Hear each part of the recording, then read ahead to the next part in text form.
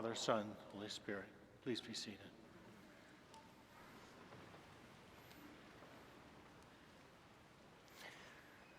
There's a stream of Christianity that has a morbid fear of what it calls worldliness, and wants particularly to warn you about sins of the flesh.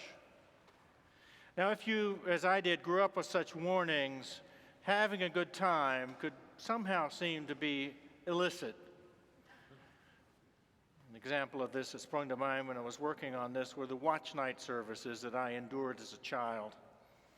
We would meet on New Year's Eve at 11 o'clock to bring in the new year with prayers and songs and sermons.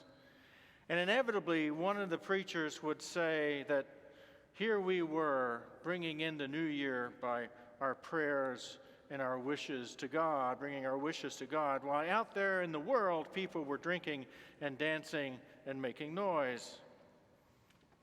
Now, especially as a teenager, I would much rather have been out there in the world with all of those fun-loving people than I was sitting around 11 o'clock at night listening to sermons. Now, we had fun, but fun always had to have some sort of didactic purpose. There had to be a reason. You had to learn something from your fun. Fun for fun's sake was, well, worldly. It was as if there was something wrong with the world that God created, something dirty, something dangerous, something inappropriate about desiring the good of this world. The thing is that we didn't get this from the Bible. We certainly didn't get it from the Jews. If you read the Bible carefully, you see that the world that God created is there not simply as a temptation to be avoided, but as a resource of joy and delight and celebration. I remember being taken aback with the first time I read Psalm 104, or at least paid attention to what Psalm 104 said.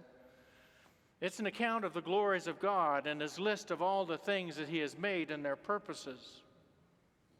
He makes grass grow for the cattle, the psalmist sings, plants for people to cultivate, bringing forth food from the earth, wine that gladdens human hearts, oil to make their faces shine, and bread to strengthen their hearts. Wine to gladden human hearts. Well now, that was unexpected in the sort of ascetic setting that I grew up in. But there's more. Consider the words of Ecclesiastes 9. Go and eat your food with gladness and drink your wine with a joyful heart, for God has already approved of what you do. Always be clothed in white and always anoint your head with oil. Enjoy life with the spouse whom you love all the days of the meaningless life God has given you under the sun. And this is hardly the sober-sided asceticism I had come to expect. No, this frank joy in the gifts of God of food and wine and love was a surprise. The joy and the desire of them. In Christian history, for reasons that need not detain us here, it seems that within the first 3 centuries, a form of asceticism developed that created a chasm between the world of the spirit and the world of the flesh. And many assumed that if you lived a really spiritual life, you had to be somehow dissociated, not lodged in the world. You would need to separate yourself or leave the world in order to be a truly spiritual person. And this, of course, meant that those that remained in the world could only be second-class Christians, tainted by the world and the flesh, as if you could ever escape those things. I would suggest to you that this chasm between flesh and spirit was disastrous, and we're still trying to deal with it. And I would also argue that when it comes to the so-called sins of the flesh, this form of asceticism ultimately made things worse rather than better. Now, let me hasten to say that many Christian ascetics did and do have a great love for the world and its goods, and they would argue that it's rooted in the very disciplines that they exercise. But I would also suggest to you that this is unusual. John's gospel is sometimes called a spiritual gospel. Jesus is always chiding people for taking things that he wants to say on the spiritual plane and understanding them and reading them in the fleshly plane. So Nicodemus, when he hears about being born again, he says, wait a minute, can I go back into my mother's womb and be born a second time? And the woman at the well says that she wants that magical water that Jesus can bring so she doesn't have to come to the well all the time and draw water. And when his disciples in chapter 6, when some of them heard Jesus recommending that they would eat his body and drink his blood, understandably, some of them were put off. And yet John is in many ways one of the most physical, most tactile of the Gospels. John is the one who says, the Word became flesh and dwelt among us. He is the one who describes Lazarus coming out of the tomb, wrapped in his claws of death and needing to be unwrapped and being very much physically alive. And he is the one who describes Jesus after his resurrection as very physically and tactily present, as Thomas was to learn. And John is the one in the last scene of the gospel who describes a very, very physical Jesus on the beach preparing breakfast for his beloved disciples. There's something profoundly earthy about John's Jesus. And so in chapter 17, after eating with them, after washing their feet, after teaching them and getting them ready for his departure, he prays for them. In the passage we heard this morning, two phrases stuck out to me. They are still in the world. And my prayer is not that you would take them out of the world. This contrasts with the form of Christianity I mentioned before. The form that definitely thinks it would be a good thing to be out of the world, either separated somehow from it or perhaps in heaven floating around disembodied with your harp. But Jesus wants his disciples not hiding from the world, but living in it. One of my intellectual mentors is Wendell Berry, poet, essayist, novelist, who has this exact complaint about the Christianity he grew up with that bred a kind of otherworldliness. It produced a lot of guilt. It suggested to the people who enjoyed their life and their work that they must be doing something wrong. Berry writes in one of his most beloved poems of the satisfaction of a farmer, the early garden, potatoes, onions, peas, lettuce, spinach, cabbage, carrots, radishes making their straight rows with green before the trees are leafed, raspberries, ripe and heavy amid their foliage, strawberries, red ripe with the white flowers still on the vines, picked with dew on them before breakfast, the quiet of the woods of a summer morning, the voice of the peewee passing through it like a tight silver wire. What I know of spirit is a stir in the world. The God I have always expected to appear at the wood's edge, beckoning, I have always expected to be a great relisher of this world. Its good grown immortal in his mind.